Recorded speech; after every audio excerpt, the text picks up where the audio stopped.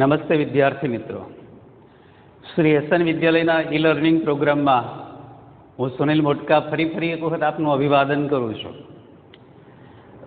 અને મિત્રો, આપ જલ્દીથી વાસ્તવિક રીતે અમારી સામે આવો એવી નવા વર્ષે જે શુભકામના આપવી પડે એવી શુભકામના તો પહેલી જ રહેશે. સાથે મિત્રો, તંદુરસ્તી કેળવવા માટે થોડાક યોગા, થોડાક પ્રાણાયામ અને સતત વાંચન, કારણ કે મનની તંદુરસ્તી માટે આવશ્યક છે. મિત્રો ઇનડાયરેક્ટ સ્પીચ ચાલુ હતું અને એમાં આપણે વિધાન વાક્ય, સાદું પ્રશ્નાર્થ, WH પ્રશ્નાર્થ અને આજ્ઞાર્થ વાક્ય અને એ વાત કરેલી કે હજુ એક્સક્લેમેટરી સેન્ટેન્સ, લેટવાળા, શુભેચ્છા દર્શક, એ બધા સેન્ટેન્સીસ બાકી છે. પરંતુ ઇનડાયરેક્ટ સ્પીચના પેરેગ્રાફ, આ 3-4 ટોપિક જે શીખા ને એના અનુસંધાને પહેલાં ભણીએ અને પછી ક્રમશઃ એક ટોપિક આવતા જાય એમ એ ટોપિકને ઉમેરતા જઈએ તો આપણા માટે બધી જ વસ્તુ સરળ પડશે. એકાદો પેરેગ્રાફ કદાચ ભણાવેલો, 1-2 પેરેગ્રાફની અન્યતઃ પ્રેક્ટિસ થયેલી હશે, પણ આજે હું આપને બીજા 3 પેરેગ્રાફ ભણાવવાનો પ્રયાસ કરું છું, સમજાવવાનો પ્રયાસ કરું છું. અને મને વિશ્વાસ છે કે મિત્રો, તમે એક આદર્શ જીવનની પરિકલ્પનાને મૂર્તિમંત કરવાના સંકલ્પ સાથે જ્યારે અભ્યાસ કરવા બેઠા જ છો, ત્યારે એ મૂર્તિમંત કરવા માટેનું જે સ્વપ્ન બધાએ સંજોયું છે, માવતરે, તમે, અમે, તો એના માટેનો શ્રેષ્ઠતમ પ્રયાસ પ્રારંભ કરીએ.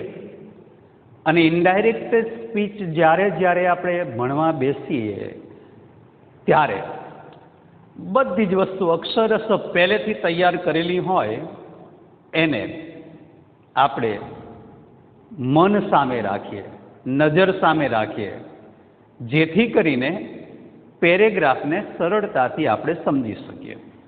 મિત્રો, હું પેરેગ્રાફ લખું છું અને પછી તમને સમજાવું છું.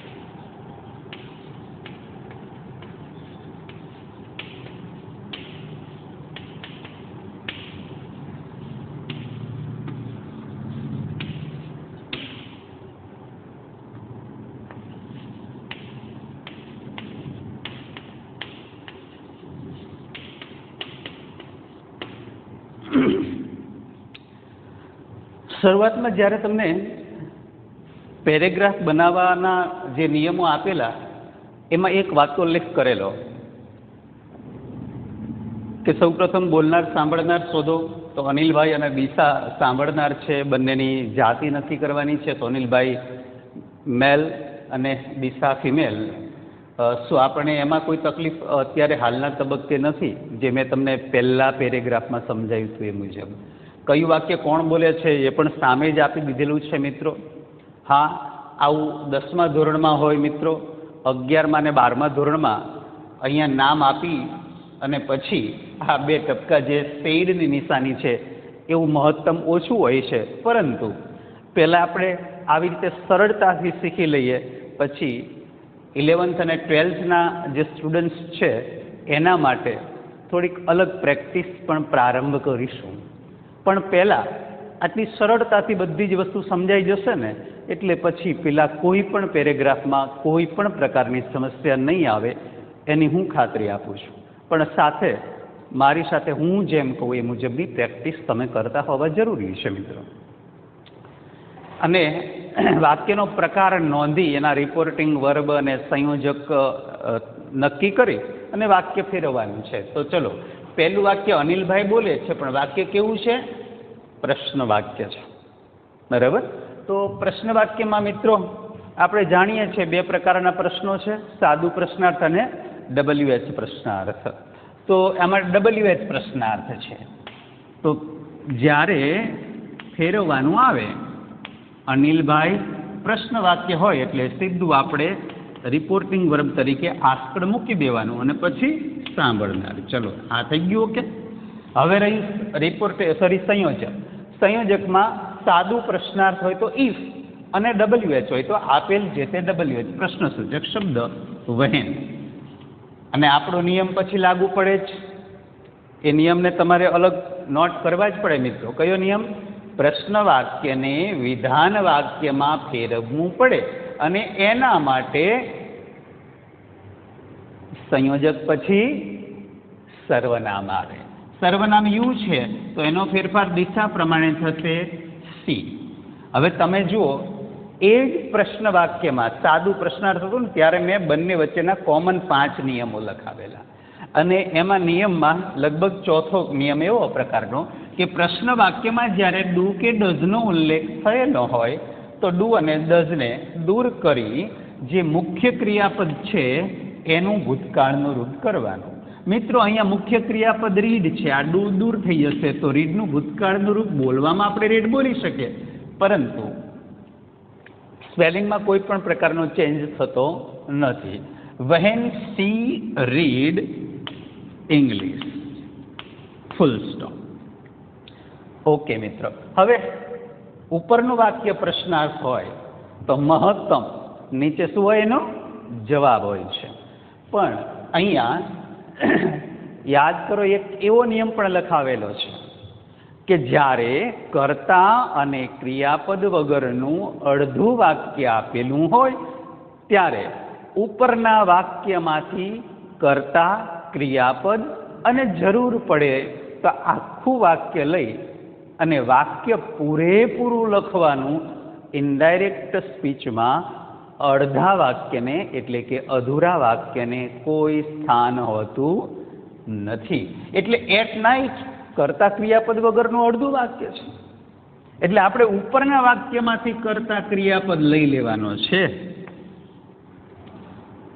તો ઉપરનું વાક્ય જવાબ આપે છે ને, એટલે વારંવાર આપણે દિશા અને અનિલભાઈની જગ્યાએ એમના સર્વનામ વાપરશું. C replied. રિપ્લાઇડની જગ્યાએ તમે આન્સર્ડ શબ્દનો ઉપયોગ પણ કરી શકો છો. અહીંયા જવાબમાં માહિતી છે, તમે રિપ્લાઇડની જગ્યાએ ઇન્ફોર્મ્ડ શબ્દનો ઉપયોગ કરવો હોય તો પણ કરી શકો છો. સી રિપ્લાઇડ હિમ વિધાન વાક્ય છે એટલા માટે સંયોજક તરીકે મૂકી દઈશું ધેટ. હવે અડધું વાક્ય છે એટલે ઉપરના વાક્યમાંથી લઈ લઈએ કર્તા, ક્રિયાપદ, જરૂર પડે તો આખું વાક્ય એટલે ઇંગ્લિશ પણ લઈ લઈએ, જેથી કરી ખબર પડે કે ને રાત્રે શું વાંચવાનું છે અથવા શું વાંચે છે, અને બાકી રહેલા શબ્દોને જોડી દઈશું. See read English at night. Okay. હવે અનિલભાઈ બોલે છે તો કે work hard to get good marks. મિત્રો, પ્રશ્ન વાક્ય નથી, છે તો પૂર્ણ વિરામ વાળું વાક્ય. એટલે આપણી પાસે બે ઓપ્શન હોવા જોઈએ, એક વિધાન વાક્ય છે અને એક આજ્ઞાર્થ વાક્ય છે. વિધાન વાક્ય હોય તો કર્તાથી વાક્યની શરૂઆત થાય અને આજ્ઞાર્થ વાક્ય છે એટલે મુખ્ય ક્રિયાપદથી વાક્યની શરૂઆત થઈ છે, કર્તા નથી, મુખ્ય ક્રિયાપદ છે એટલે આજ્ઞાર્થ વાક્ય થયું. હવે આજ્ઞાર્થ વાક્યમાં રિપોર્ટિંગ વર્બ તરીકે વાક્યના સંદર્ભ મુજબ આપણે જવાનું છે. અહીંયા અનિલભાઈ એના સર છે, ટીચર છે, એટલે ટીચર તમે જો work hard to get good marks, એને સલાહ પણ આપી શકે છે અને સૂચના પણ આપે, સૂચન પણ કરે છે આ વાક્યમાં. તો અહીંયા સલાહનો સંદર્ભ લઈ અને આપણે આગળ વધીએ તો હી રિપોર્ટિંગ વર્બ તરીકે એડવાઇઝડ હર. હવે આજ્ઞાર્થ વાક્ય છે એમાં સંયોજક હકાર વાક્ય હોય તો ટુ અને નકાર વાક્ય હોય તો not to. To work hard. પહેલા મુખ્ય ક્રિયાપદનો ફેરફાર થશે નહીં, કારણ કે ટુ વાળું ઇન્ફિનિટિવ બની જાય છે એટલા માટે. બાકી નિયમ મુજબ કરવાનું. Two work hard to get good marks. Okay મિત્રો. હવે શ્યોર સર, જો મિત્રો મેં બંનેનું રેડીમેડ તૈયાર કરીને આપેલું છે નિયમમાં, અને એક વાતનો ઉલ્લેખ તમને અગાઉ પણ કરેલો છે કે સર શબ્દ હોય એ માનવાચક શબ્દ છે અને આપણે માનને હંમેશા પહેલાં રાખવાનું. ઓકે, હા રાખી શકાય છે રિપોર્ટિંગ વર્બ પછી તરત જ, પણ એના કરતાં બહેતર છે કે બહુ મજા આવશે આપણે જ્યારે વાક્યને સન્માનીય શબ્દને પહેલાં મૂકીએ ને વાક્યમાં ત્યારે. With respect. ચલો મૂકી દીધું. હવે શ્યોર માટે કયો શબ્દ છે જુઓ જોઈએ. બોલનાર, એસ્યોર્ડ સાંભળનાર. તો દિશા બોલે છે એટલે કે સી અસ્યોર્ડ કોને? અનિલભાઈને, એટલે કે હિમ.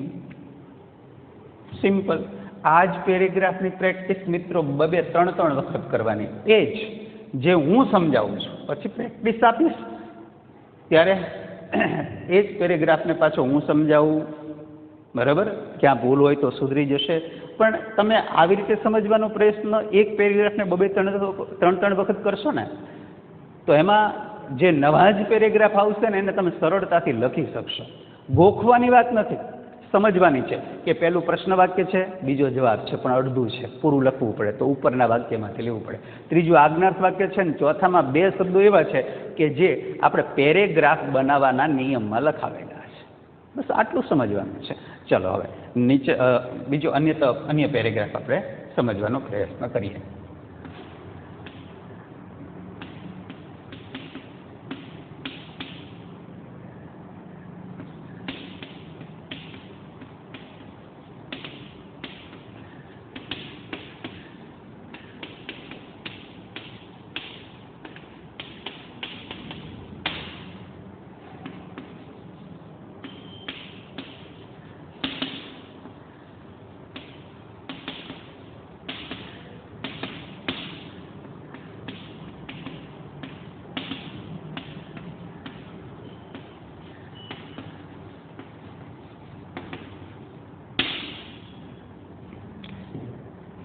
ત્રણ લીટીનો પેરેગ્રાફ.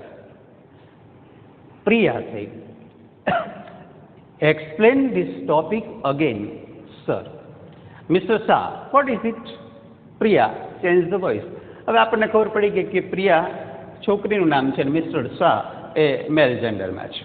ઓકે, હવે પહેલું વાક્ય તમે જુઓ, એક્સપ્લેન ધીસ ટોપિક અગેન. પ્રશ્ન વાક્ય તો છે જ નહીં, તો 2 વસ્તુ વિચારવાની, આજ્ઞાર્થ અને વિધાન વાક્ય. તો એક્સપ્લેન કરતા તો છે નહીં, મુખ્ય ક્રિયાપદ છે, તો મુખ્ય ક્રિયાપદ હોય તો નેચરલી આજ્ઞાર્થ વાક્ય થયું. તો આજ્ઞાર્થ વાક્યમાં રિપોર્ટિંગ વર્બ તરીકે વાક્યના ભાવાર્થ મુજબ ચાલવું પડશે ને મિત્રો.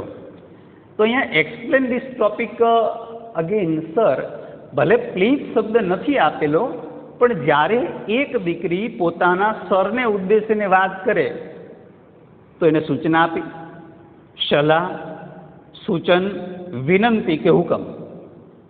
કોઈ પણ મોટા હોય તો એને નેચરલી છે વિનંતી જ કરે ને, અને આ તો એને ટોપિક સમજવાનો છે એટલે વિનંતી દર્શક વાત કરી છે.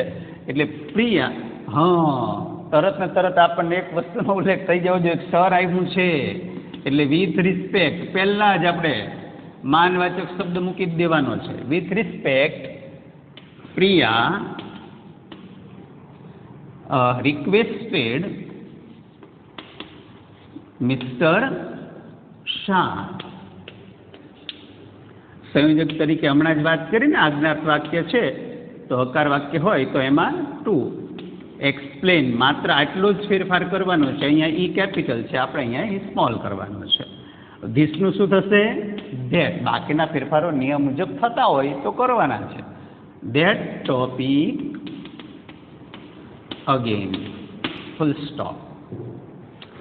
મિસ્ટર શાહ પ્રશ્ન કરે છે, WH વાળો પ્રશ્ન છે, વોટ ઇઝ ઇટ? વોટ, બરાબર. તો આપણે મિસ્ટર શાહ માટે સર્વનામ વાપરશું, હી આસ્ક્ડ પ્રિયા માટે હર. WH માં સંયોજક શું આવશે? જે આપેલું હોય તે વોટ. સંયોજક પછી સર્વનામ આવે. આ તો ગોખી જ નાખવાનો નિયમ, બહુ સરળ રહેશે. 5 નિયમ છે પ્રશ્ન વાક્યમાં. પ્રશ્નાર્થ વાક્યને વિધાન વાક્યમાં ફેરવવાનું, પ્રશ્નાર્થ ચિહ્ન દૂર કરો, વિધાન વાક્યમાં ફેરવો ત્યારે વિધાન વાક્યમાં ફેરવવાનું ને ત્યારે સંયોજક પછી સર્વનામ આવે. અને ડુ ડઝ અને ડીડના નિયમ છે. ડુ ડઝ હોય તો દૂર કરી મુખ્ય ક્રિયાપદનું ભૂતકાળ, ડીડને દૂર કરી અને એડ પ્લસ મુખ્ય ક્રિયાપદનું ભૂતકૃદંત. આ 5 નિયમોને પ્રશ્ન વાક્ય બંને સાદું અને WH બંને પ્રશ્ન વાક્યમાં આપણે કવર કરવાના રહેશે, તૈયાર કરવાના રહેશે. સંયોજક આવ્યું તો એના પછીનું સર્વનામ it, what, it, was. Okay, પછી પ્રિયા જવાબ આપે છે. ચલો પહેલા તો બહારના ફેરફારો લઈએ. પ્રિયા એટલે સી. રિપ્લાઇડ, મેં તમને અગાઉ પણ વાત કરી છે, રિપ્લાઇડ, આન્સર્ડ, ઇન્ફોર્મ શબ્દનો ઉપયોગ કરી શકો છો. હિમ વિધાન વાક્ય છે એટલે સંયોજક ધેટ. આ ટોપિકનું નામ છે, કોઈ આજ્ઞાર્થ નથી. એને સાહેબને એમ નથી કીધું કે તમે ચેન્જ ધ વોઇસ, બરાબર? ટોપિકનું નામ છે. કયો ટોપિક છે? તો કે ચેન્જ ધ વોઇસ, જેમાં કર્તા આપેલો નથી, ક્રિયાપદ નથી. તો ઉપરના વાક્યમાંથી આપણે કર્તા ક્રિયાપદ લેવું પડે. C replied in that it was. આ ટોપિકનું નામ છે એટલે જે રીતે આપેલું છે ટોપિક એ લખી નાખવાનું. Change the voice. આમાં કદાચ માનો કે કોઈ ઇઝનું ઇઝ આપેલો હોય, હેવેઝ આપેલો હોય તો પણ ચેન્જ નહીં કરવાનું, કારણ કે it is the name of the topic. એ ટોપિકના નામમાં આપણે ફેરફાર કરી શકીએ નહીં, પરંતુ એનો સંદર્ભ જ્યારે વાક્યમાં આવી જાય છે ત્યારે આપણે ફેરફાર કરવાનો થાય છે. મિત્રો સમજી લેજો પેરેગ્રાફને. ઓકે, ચલો નેક્સ્ટ પેરા આપણે ભણવાનો પ્રયાસ કરીએ, સમજવાનો પ્રયાસ કરીએ.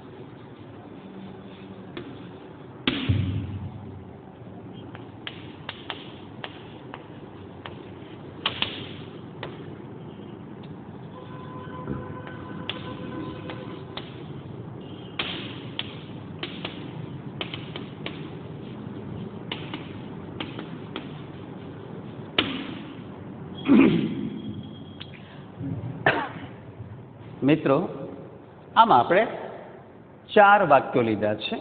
એમાં અર્પિતા અને નિર્મલ બોલે છે. અર્પિતા છોકરી છે અને નિર્મલ છોકરો છે. અર્પિતા પ્રશ્ન કરે છે, why are you laughing now? Nirmal જવાબ આપે છે, I am reading a funny incident. એટલે અર્પિતા ફરી પ્રશ્ન કરે છે, તારું હોમવર્ક પૂરું કર્યું છે? નિર્મલ સોરી, ને પછી પૂર્ણ વિરામ છે, આઈ વિલ ડુ ઇટ સોન. ચલો આ વાક્યને આપણે સમજવાનો પ્રયત્ન કરીએ પેરાને. તો પહેલું વાક્ય કેવું છે? દરેકે દરેક ટોપિકમાં ત્રણે પેરેગ્રાફમાં WH વાળો પ્રશ્ન સૂચક શબ્દ આવ્યો. આપણને સમજણ પડી જ જાય મિત્રો. હવે આ પહેલા વાક્યમાં અર્પિતા પ્રશ્ન વાક્ય છે એટલે આસ્ક્ડ નિર્મલ, સંયોજક તરીકે શું આવશે? વાય. Very good. હમણાં જ 5 નિયમ બોલ્યો. સંયોજક પછી સર્વનામ આવે એટલે યુનો ફેરફાર નિર્મલ પ્રમાણે શું થશે? હી. અને એમિઝારનું વોઝ વેર, તો હી સાથે શું આવશે? હી વોઝ લાફિંગ નાવનું થશે ધેન. અને આખું વાક્ય સાચું હોય અને પ્રશ્નાર્થ ચિહ્ન મૂકો તો ખોટું પડે મિત્રો. ફૂલ સ્ટોપ એટલે ફૂલ સ્ટોપ, પૂર્ણ વિરામ, ડોટ મૂકી જ દેવાનું. કારણ કે ઇનડાયરેક્ટ સ્પીચમાં વિધાન વાક્ય બધા હોવા જોઈએ. દરેક વાક્ય પ્રશ્ન વાક્યને પણ વિધાન વાક્યમાં ફેરવવાનું હોય છે. ઉપરનું વાક્ય પ્રશ્નાર્થ છે તો નીચે શું આવશે? જવાબ. નિર્મલ જવાબ આપે છે હી રિપ્લાઇડ. કોને જવાબ આપે છે? અર્પિતાને, એટલે કે હર. સંયોજક તરીકે વિધાન વાક્યમાં હંમેશા ધેટ જ આવવાનું છે. આઈનો ફેરફાર નિર્મલ પ્રમાણે શું થશે? હી વોઝ, એમ છે એટલે એની જારનું was were. He was reading a funny incident. ચલો, હવે અર્પિતા દ્વારા પહેલી વખત પ્રશ્ન પૂછવામાં આવ્યો, તો એ જ અર્પિતા દ્વારા બીજી વખત પણ પ્રશ્ન પૂછવામાં આવ્યો છે. તો બીજી વખત પ્રશ્ન પૂછાય ત્યારે આપણે શું લખશું? તમે ભણ્યા જ છો બધાએ. 10મા ધોરણમાં તો મેં એક અલગથી પીરિયડ લીધો તો એમાં પણ એક્સપ્લેન કરેલું. અને મિત્રો 11 અને 12ના વિદ્યાર્થીઓ હોય તો એના માટે તો આ વસ્તુ સામાન્ય છે કે પહેલી વખત હોય તો આસ્કડ, બીજી વખત હોય તો અગેન આસ્કડ. જો જવાબ પહેલી વખત હોય તો રિપ્લાઇડ, બીજી વખત હોય તો અગેન રિપ્લાઇડ, અગેન આન્સર્ડ, અથવા તો પહેલી વખત રિપ્લાઇડ લખો, બીજી વખત ઇન્ફોર્મડ લખો તો બી ચાલે. બરાબર? વાક્યનો સંદર્ભ લઈ અને સરળતાથી સમજી શકીએ. અને જ્યારે આપણે પેરેગ્રાફ લખીએ ત્યારે પેપર ચેક કરવાવાળા બેસે ને એને પણ આપણો પેરેગ્રાફ સરળતાથી સમજાઈ જવો પડે કે આને ફર્સ્ટ ક્લાસ લખ્યો છે. બીજી વખત પ્રશ્ન કરે છે અર્પિતા, એટલે કે સી અગેન આસ્ક્ડ. કોને? તો કે નિર્મલ, એટલે કે હિમ. સંયોજક તરીકે હવે જુઓ મિત્રો, અત્યાર લગી 3 વાક્યમાં તો 3 પેરેગ્રાફમાં WH વાળા આવ્યા, પણ આ તો સાદું પ્રશ્નાર્થ આવ્યું. તો સાદા પ્રશ્નાર્થમાં સંયોજક તરીકે આવશે ઈ. યુનો ફેરફાર કરવાનો છે તો નિર્મલ મુજબ શું થશે? ઈ સંયોજક પછી સર્વનામ આવે. હેવેઝનું હેડ થશે. If he had completed your task, એટલે નિર્મલ મુજબ. યુ યોર એટલે સંબંધ વિભક્તિનું રૂપ. તો નિર્મલ એટલે કે હી હિમ હિઝ. અને એનો જે પેરેગ્રાફ મેં તમને શરૂઆતમાં કીધું હતું ને, ટેબલ, એ ટેબલ પણ તમારે તૈયાર કરવો પડે. હી ઇઝ હોમવર્ક, અથવા સામે રાખી દેવાનું લખીને એક વખત. ફૂલ સ્ટોપ, પ્રશ્નાર્થ, સિંદૂર. સોરી, તો સોરી માટે મેં તૈયાર આપેલું છે નિર્મલ, એટલે કે હી. સોરી માટે શું? હી આસ્ક્ડ ફોર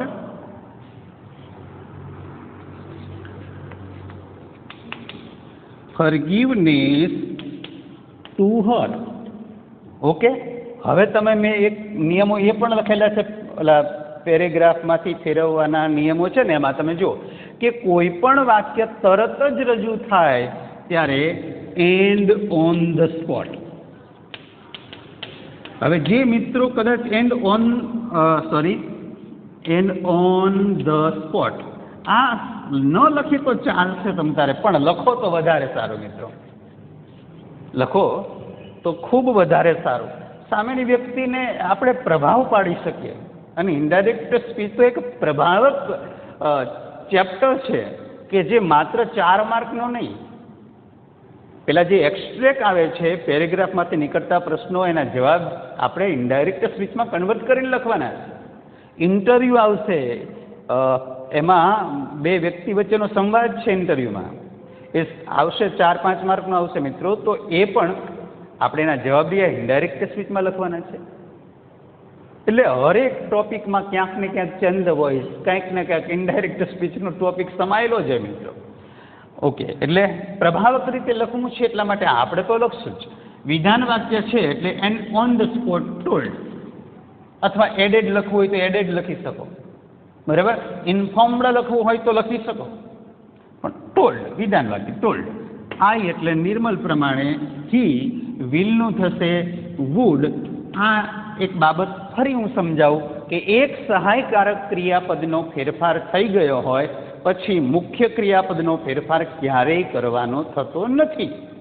એટલે એક સહાયકારક ક્રિયાપદનો ફેરફાર થઈ ગયો એટલે મુખ્ય ક્રિયાપદનો ફેરફાર કરશું નહીં. He would do it soon. Okay મિત્રો, આ 3 પેરેગ્રાફની પ્રેક્ટિસ તમે સતત આ 3 પેરેગ્રાફની 2-3 વખત થાય તોય કરી લેવાની. બરાબર, સમજાઈ જાય એક વખત તો કોઈ પ્રશ્ન નથી. તમે આ જ પેરેગ્રાફને સમજવાનો પ્રયાસ કરશો ને મિત્રો, તો બીજા જે પેરેગ્રાફ આપણે આપવાના છીએ એમાં સરળતા રહેશે. મિત્રો હવે નેક્સ્ટ ટાઈમ હું એક્સપ્લેમેટરી સેન્ટેન્સ સમજાવીશ અને પછી એ ટોપિકને આપણે પેરેગ્રાફમાં મૂકી દેશું, પછી લેટવાળા લેશું, પછી એને પેરેગ્રાફમાં મૂકી દેશું, એટલે બધું સરળ રહેશે. છતાંય હું નેક્સ્ટ પીરિયડમાં પહેલાં તો તમને 2 થી 3 પેરેગ્રાફ આના પ્રેક્ટિસ માટે આપીશ, પછી એક્સપ્લેમેટરી સમજશું. ઓકે મિત્રો, સતત પ્રેક્ટિસ કરજો. આપણા માટે ક્ષણે ક્ષણનો ઉપયોગ શિક્ષણ સાથેનો કરી દઈએ તો આપણું ભવિષ્ય 100% ઉજ્જવળ બને, અને એ ઉજ્જવળ બનાવવા માટેનો આપણો સામૂહિક પ્રયાસ શ્રેષ્ઠતમ રહેવો જોઈએ. અને એ જ સંકલ્પ મિત્રો, ગ્રામરને સતત રિવાઇઝ કરજો. ઇંગ્લિશને સ્કોરિંગ સબ્જેક્ટ બનાવશું ને બનાવશું. નમસ્તે વિદ્યાર્થી મિત્રો, ધન્યવાદ.